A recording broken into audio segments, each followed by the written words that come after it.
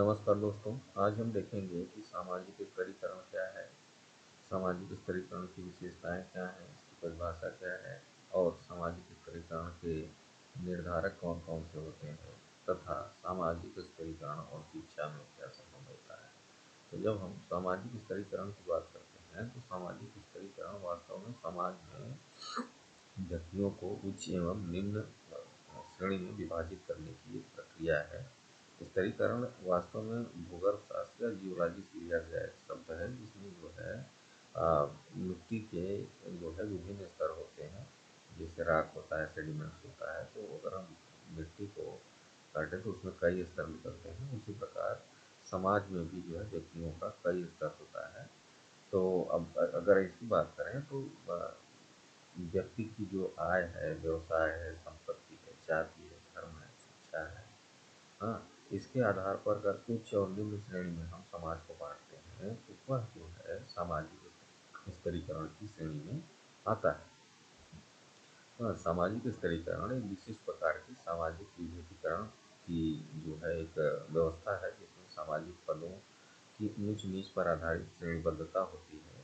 इन सामाजिक पदों के धारक जो है सामाजिक महत्व की दृष्टि से एक दूसरे से उच्चता एवं समानता का व्यवहार भी करते हैं। अब इसमें कई चीज़ें हो सकती हैं, जैसे जाति व्यवस्था है, वर्ग व्यवस्था है, संपत्ति व्यवस्था है।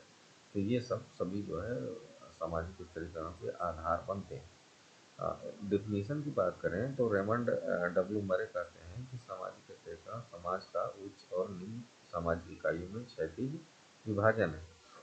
जबकि गिलबर्ट कहते हैं कि सामाजिक स्तरीकरण समाज को श्रेष्ठता और अधीनता के संबंध से एक दूसरे से जुड़े स्थायी समूहों या श्रेणियों में विभाजित करना है। कर्ट बी मेयर कहते हैं कि सामाजिक स्तरीकरण भेदभाव की एक प्रणाली है, जिसमें सामाजिक पद शामिल हैं जिनके रहने वालों को सामाजिक रूप से महत्वपूर्ण सम्मान में एक दूसरे के सापेक्ष श्रेष्ठ, समान या निम्न माना जाता है। विशेषताओं की बात करें तो विशेषताएं जो सामाजिक स्तरीकरण की हैं कि पहली बात है कि यह सामाजिक ढांचे के भीतर व्यक्तियों का एक सामाजिक और आर्थिक वर्गीकरण है। फिर दूसरी बात है यह किसी समाज के ढांचे के भीतर किसी समुदाय या लोगों के वर्ग की जाति है, वर्ग और स्थिति और शक्ति पर आधारित है। तीसरी बात है लोगों की क्षमताओं में प्राकृतिक अंतर के कारण सामाजिक स्तरीकरण जो है मौजूद रहता है। चौथी बात है सामाजिक स्तरीकरण के कारण समाज स्थिर होते हैं और सर्वसम्मति के माध्यम से एक साथ अ, एक साथ बने रहते हैं। पांचवी बात है यह संघर्षों को कम करता है और संरचना प्रदान करता है। छठी बात है सामाजिक स्तरीकरण नस्ल, सामाजिक और आर्थिक स्थिति के अनुसार एक प्राकृतिक और स्वैच्छिक अलगाव है। अब इसके कौन-कौन से निर्धारक हैं, किस आधार पर जो है आपका सामाजिकरण निर्धारित होता है, तो इसमें पार्सन साहब ने 6 फैक्टर मुख्यतः बताए थे। जैसे पहली बात है इसमें नातेदारी समूह की सदस्यता या मेंबरशिप ऑफ किनशिप ग्रुप। इस ये क्या कहता है कि जो है व्यक्तियों की हैसियत समाज में कभी-कभी एक तथ्य से भी निर्धारित होती है कि वह किस प्रकार के समूह से जुड़ा हुआ है। तो अब ये समूह 2 प्रकार के हो सकते हैं, जन्म से आप जो है ऊँचे कुल में जन्म लें, पैसे पैसे वाले घर में लें या जो है विवाह करके पहुँच जाएँ, तो ये दोनों चीज़ें हैं कि आपकी नातेदारी कैसे समूह से है। दूसरा है व्यक्तिगत विशेषताएँ या गुण, तो व्यक्तिगत रूप से जो है व्यक्ति कैसे जो है बड़ा बनता है, उसमें है कि आपकी जैसे उम्र है, आपका जेंडर है, आपकी सुंदरता है, बुद्धि है, शारीरिक शक्ति है, इससे जो है आप अपने आप को ऊपर-नीचे कर सकते हैं किसी भी समाज में। फिर है अर्जित उपलब्धियाँ, आपके अंदर कौन-कौन सी उपलब्धियाँ हैं। हाँ, ये दोनों हो सकती हैं, भौतिक और अभौतिक दोनों हो सकती हैं। हाँ, चौथी बात है स्वामित्व, ओनरशिप आपके अंदर कौन-कौन सी है, कौन-कौन सी चीज़ें आपने ओन की हैं, आपको क्या-क्या चीज़ें मिली हैं, जैसे कि जो है ज़मीन, गाड़ी, बंगला, मकान भौतिक में। अभौतिक में जैसे आपका जो है योग्यता है, आपकी बुद्धि है, हाँ? एथलेटिक्स खेलने की जो है आपकी जो क्षमता है, संगीत की बात है। तो ये सब चीज़ें हैं, ये ओनरशिप के अंतर्गत आती हैं। ये भी जो है आपके स्टार्टिफिकेशन को या स्तरीकरण को बताती हैं। सत्ता है, पावर जिसको कहा जाता है। ये जो है ये बताता है कि आप जो है कितनी आपके अंदर जो है सत्ता की बात है कि 2 प्रकार की हो सकती है कि व्यक्ति जो है अपने आप से जो है मूल्य जो अर्जित करता है, दूसरा अपने माता-पिता से जो पाता है। तो जो सत्ता रूप से आपको मिलता है, पीढ़ी से एक पीढ़ी से दूसरी पीढ़ी में हस्तांतरित होता है। तो ये चीज़ें हैं, ये भी जो है स्ट्रैटिफ़िकेशन को बताती हैं। फिर शक्ति है। हाँ, शक्ति में भी जो है वही बात है कि आपके अंदर कितनी शक्ति है, कितनी तेज़ी से आप आगे बढ़ सकते हैं। तो ये सब निर्धारक हैं किसी भी जो है सामाजिक स्तरीकरण के लिए। अब देखिए शिक्षा और स्तरीकरण में क्या संबंध होता है। तो सामाजिक स्तरीकरण, इसमें 2 चीज़ें हैं कि सामाजिक स्तरीकरण शिक्षा को कैसे प्रभावित करती है और शिक्षा सामाजिक स्तरीकरण को कैसे प्रभावित करती है।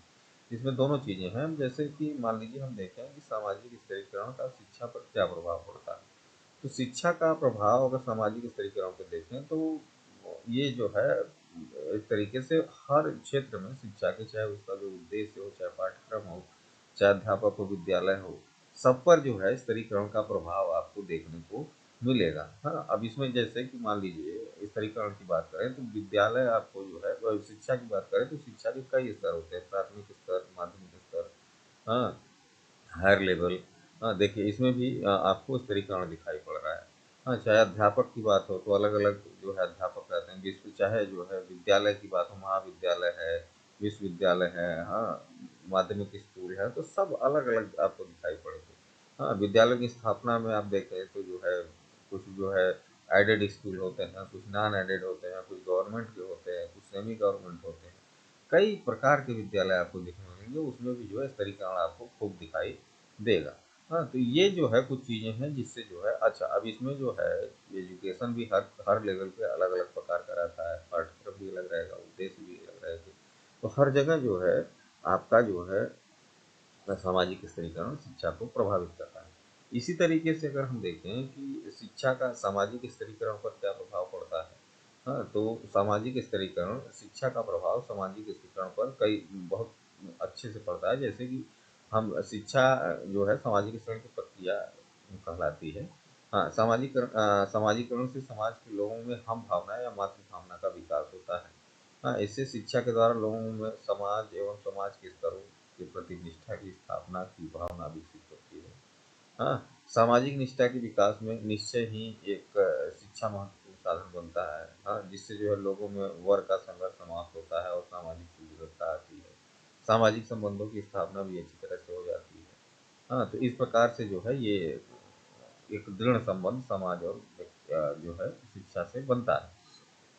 हाँ, अब फिर देखें सामाजिक स्तर पर शिक्षा का प्रभाव एक दूसरे ढंग से भी पड़ता है। शिक्षा के द्वारा समाज के सदस्य अपनी भूमिका का निर्वाह करने में सचेतन बनाए जाते हैं। इस संबंध में जो है गार्नर कहते हैं कि वह जो है समाज का सदस्य जो है वो समय के साथ जो है धीरे-धीरे मनुष्य बनता है, जो चीज़ों के कार्यों के रूप में देखता है, जिन्हें पूरा करने से उसे सीखा है और जिसे पूरा करने में समुदाय उसका पूरा करने के बाद जो है समुदाय में उसको एक उचित स्थान मिलता है। तो ये कुछ बातें हैं जो आपको दिखाई पड़ेंगी शिक्षा और सामाजिक स्थिति के संबंध में। Thank you.